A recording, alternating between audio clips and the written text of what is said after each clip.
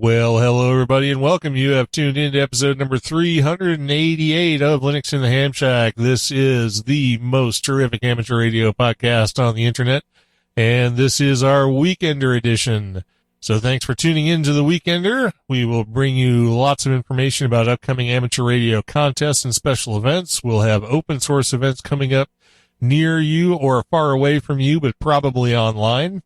Thanks to COVID, we'll talk about distributions you can try, lots of things that you can play around with as you enjoy the worlds of open source and amateur radio.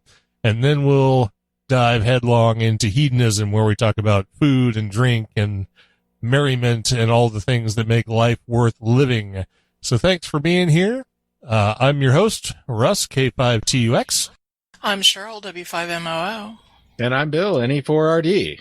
Who are also hosts, so not to count them out in any way. That's not what I meant by that. But anyway, as we normally do on the Weekender, we start with this weekend and, well, next weekend in amateur radio, and Bill will tell us about some of the upcoming contests you can participate in. That's right. And of course, we get these contests over at contestcalendar.com. They don't sponsor us, but we like mentioning them because they have all of the goodies in all the contests, quickly accessible and readily at your fingers. So this weekend we have the Bart G Ritty Sprint, and it's coming up 1200 Zulu January 23rd to 1200 Zulu January 24th. Bands there are 80 meters through 10 meters, no work. And of course, this is Ritty. This is actually a long sprint. It's a 12-hour or 24-hour sprint. Those are not really sprints. Those are contests. Anyway, so more like a marathon, but yes. Yes, yeah, more like a marathon or a regular contest. Multipliers for DXCC countries once regardless of band. So that's something to keep in mind. So once you've worked the US, you've got the only multiplier you're going to get. So on and so forth. That works the same for all JAs, US, Australia, and Canada stations, regardless of band. So still a pretty fun contest if you want to kind of get your warble on. That's a good one to do.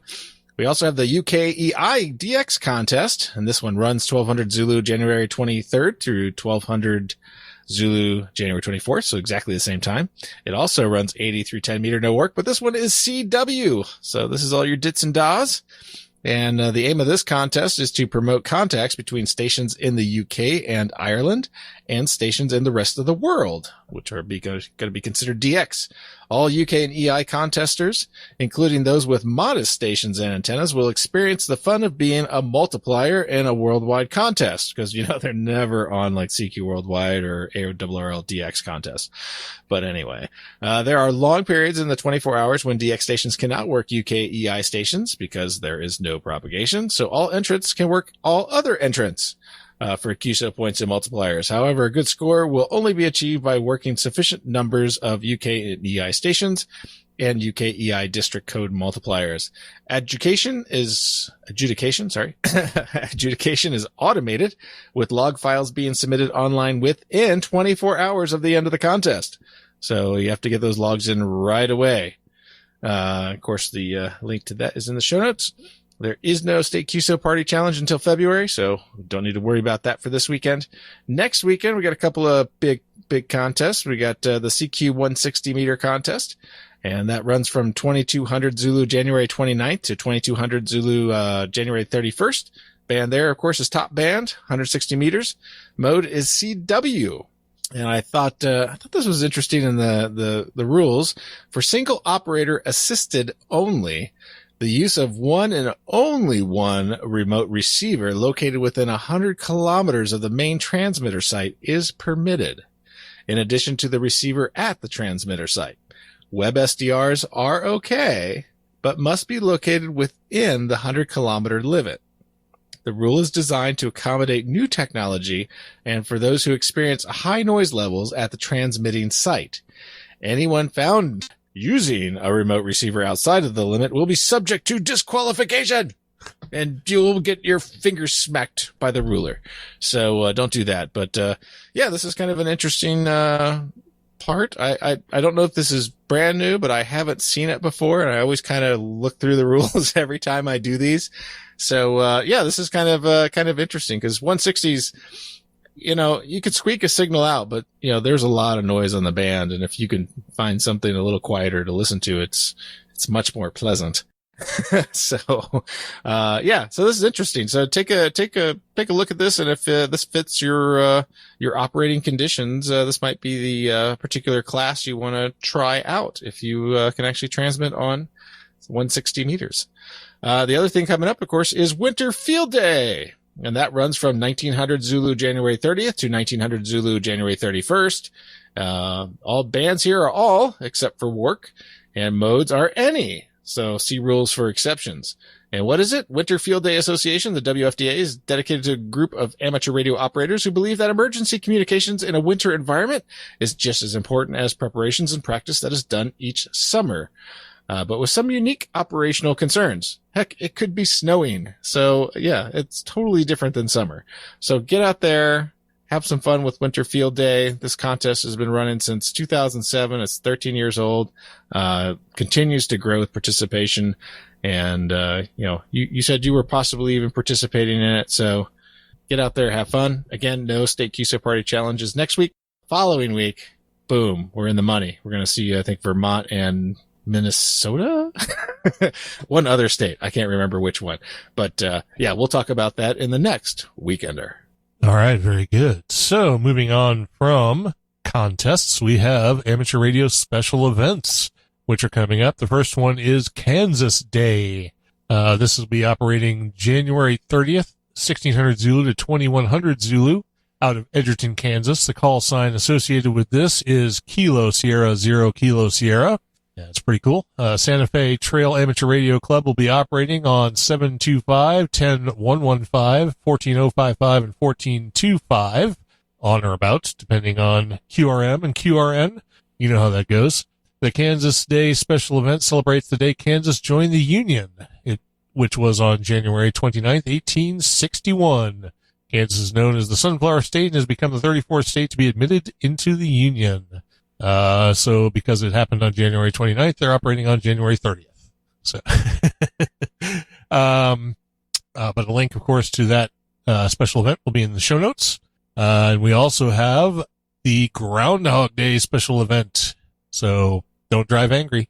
And if you're going to be operating on the, 6th of February from 0900 Zulu to 1500 Zulu, you might contact Kilo 3 Hotel Whiskey Juliet out of Punxsutawney, Pennsylvania. They'll be operating all modes, all bands. I don't know if that includes digital. It doesn't say. But a link to the special event station and the club that's operating it will be in the show notes. And there's a certificate available for working K3HWJ while that special event is operational. And then finally, we have a commemoration of Howard E. Anthony, the founder of Heathkit. This will be operating February 7th, 1200 Zulu to 2359 Zulu, Kilo Delta 2, Foxtrot Sierra India, and they'll be operating on or about 3.9, 7.3, 14.3, and 21.3. A QSL card will be available. They'll operate as a special event station using a variety of vintage Heathkit gear to commemorate the life and legacy of Howard Anthony, the father of Heathkit brand of electronic kits. Starting in the morning with 75 meter single sideband, they'll work their way up to 40, 20, 15, and 10, and then back down again towards the evening. Additional information will be posted on their Facebook page as the event draws near, and the actual operating frequencies and modes in real time will be posted the day of.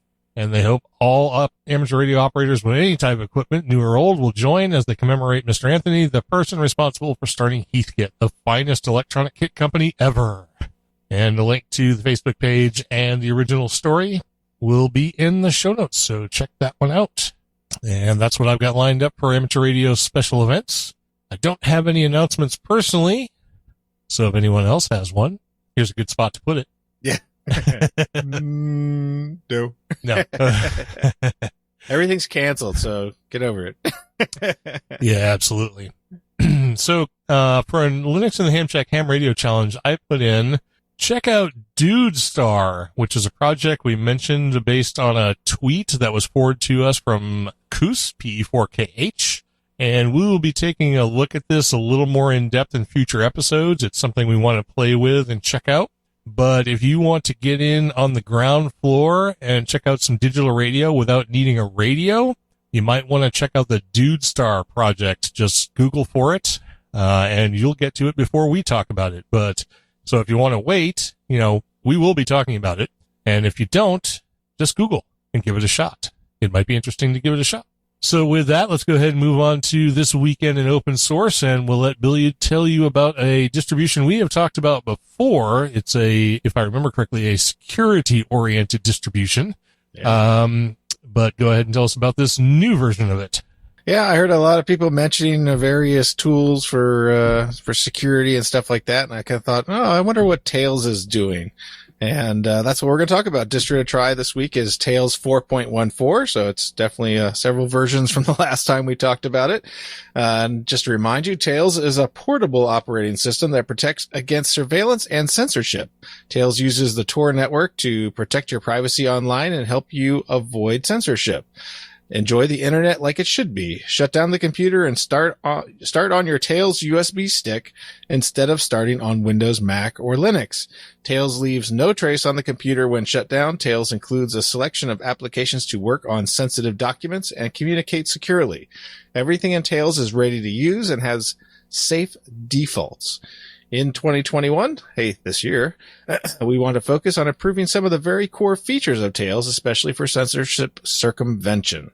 And that project's linked in the show notes, and it's a pretty cool little system. It has a nice little theme and everything else, so it looks kind of sexy too. But if you're looking for some kind of thumb drive driven Linux system that you can just kind of use when you need to use a system, it definitely fits the bill, because that's what this is really designed for. It's not designed to be persistent. Everything on there is pretty much wiped away. They do have a way of doing secure storage on the device as well. So if you need some long-term storage on your thumb drive, they have that option to have an encrypted storage on there. But why not? It's Tails. Check it out. All right, very good. So if you're into security-oriented distributions, Tails is one you can try. We've mentioned a few others in the past, but they're out there if you want to feel secure and not worry about your data being compromised. But with that, we have come down to the open source events, and this is where we bring Cheryl back in to tell us about what open source events are coming up. Okay, well, our first one is the Emerging Tech Fest, January 26th through the 28th, and it is based out of Wales. It's obviously online, and it is free. The information that they've provided about it says during this virtual event, there will be endless opportunities to allow your business to continue being resilient. Listen and engage with huge range of keynote and panel sessions from influential thought leaders and innovators. Gain insights into leading-edge technology, network with industry's most important decision makers, and be inspired by visionaries who are using emerging technology to make positive announcements across multiple sectors. This conference aims to leave you feeling inspired and full of knowledge on the opportunities available for your business using emerging technology.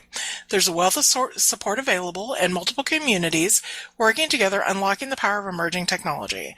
Join us to find out how your business can achieve the same. And there'll be more information in the show notes for that one. Our next one is the EU Open Source Policy Summit. It is on February 5th. It is online. It is free.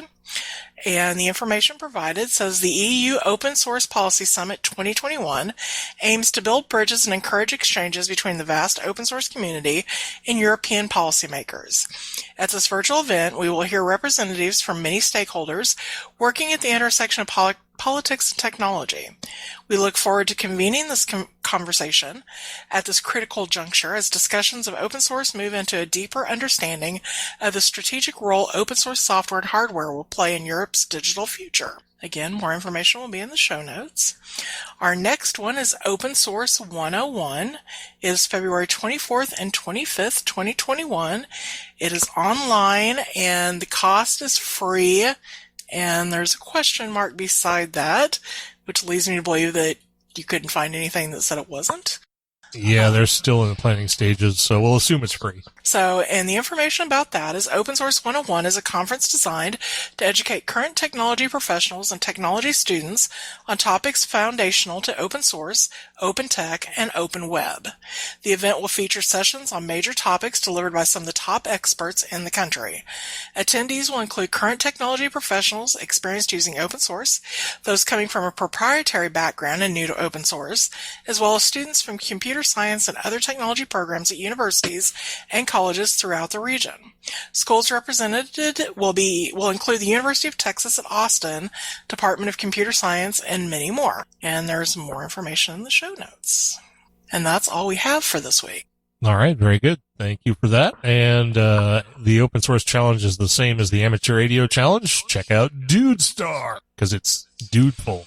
And so don't go too far, even though I'm echoing back, but that's okay, because it's back to you, and you're going to tell us about as we slide into hedonism.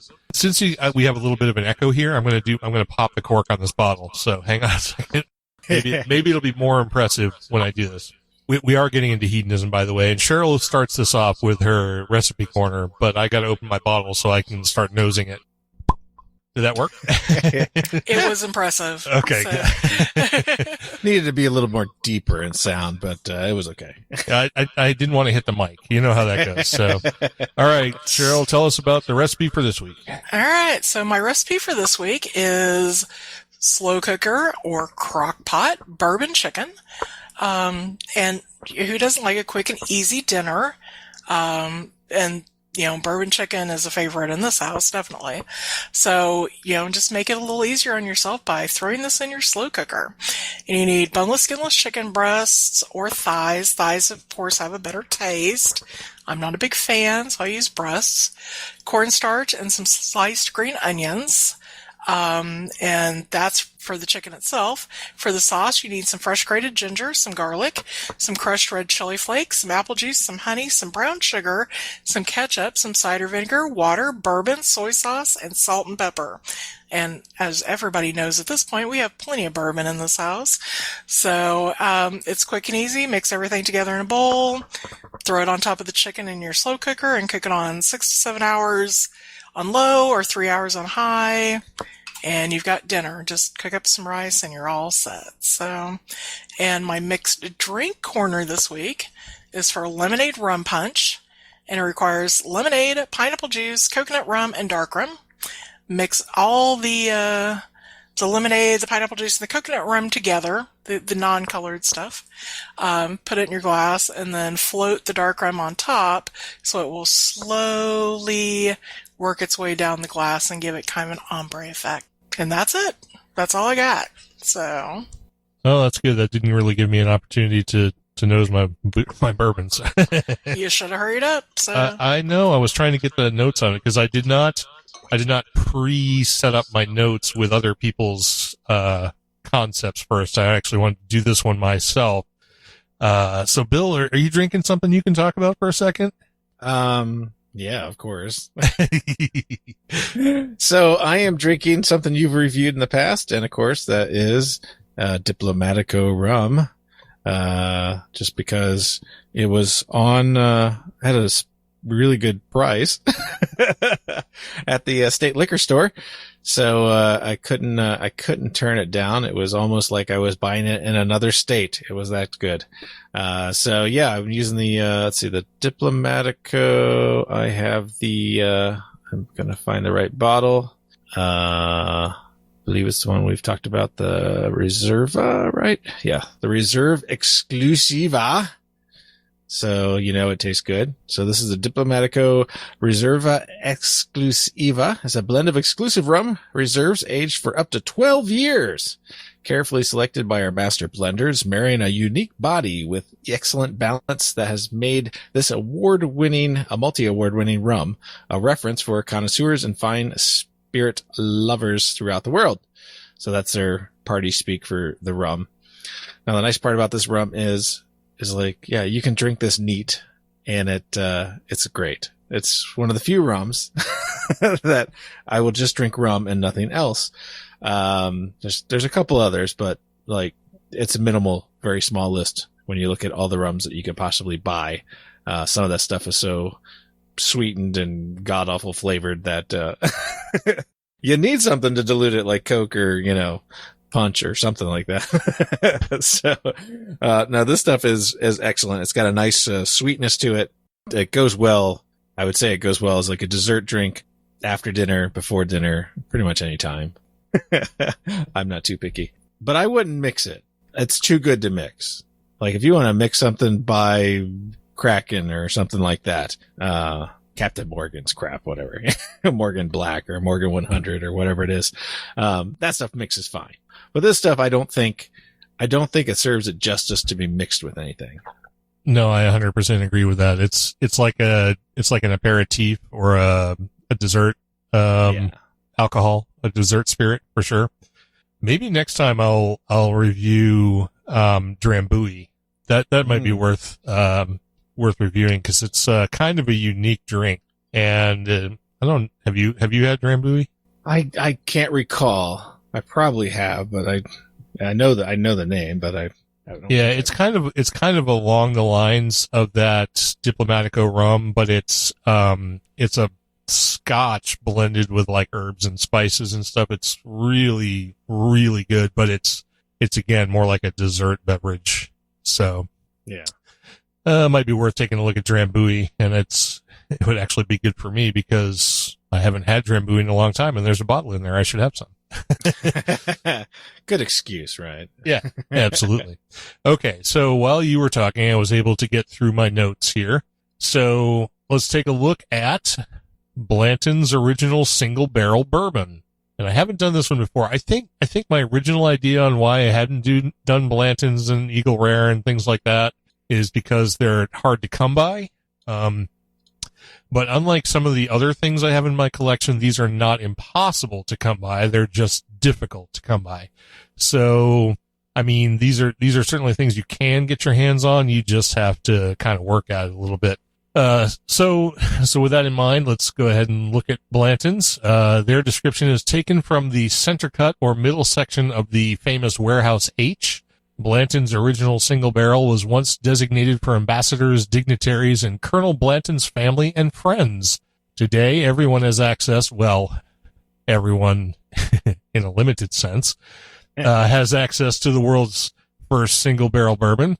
Let's say everyone who's looking for it can find it, but you gotta look for it. Blanton's original set the standard for single barrel bourbons in 1984. It's best served neat or on the rocks. I will strike on the rocks. I don't think any bourbon should be enjoyed on the rocks, at least if you're going to drink it, Unless it's in an old fashioned. Well, right. If you're drinking it straight though, don't put ice in it. I mean, I am sort of hesitant to say that because I know some people really enjoy their whiskey with ice. But I don't know. I can't do it with ice. Once it's cold, I don't enjoy it as much. But if you do, then, you do you. So anyway, let's talk a little bit about some of the details on this. The mash bill is Buffalo Trace's mash bill number 2. These are highly guarded secrets. No one really knows what the mash bills are. I mean, obviously someone does, but they're not talking. This is their high rye mash bill. So it's going to have some rye character to it. The bottling proof is 46.5%, which is 93 proof. A little bit on the low side for how hard to find this is, but, whatever. It comes out of Frankfort, Kentucky, of course, because it's Buffalo Trace. The color of it is a nice warm amber color. The nose has got some nice, rye, high rye complexity to it.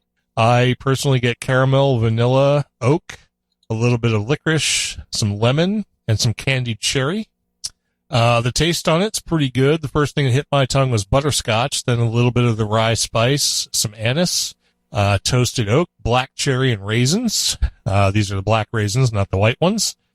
And the finish was actually pretty nice for a high rye bourbon. Usually they are really dry to me, but this one's not so dry. It lasts medium, maybe to sort of long. It's got a nice, heavy, oily mouthfeel to it, especially on the back end, which is nice. That gives you some character.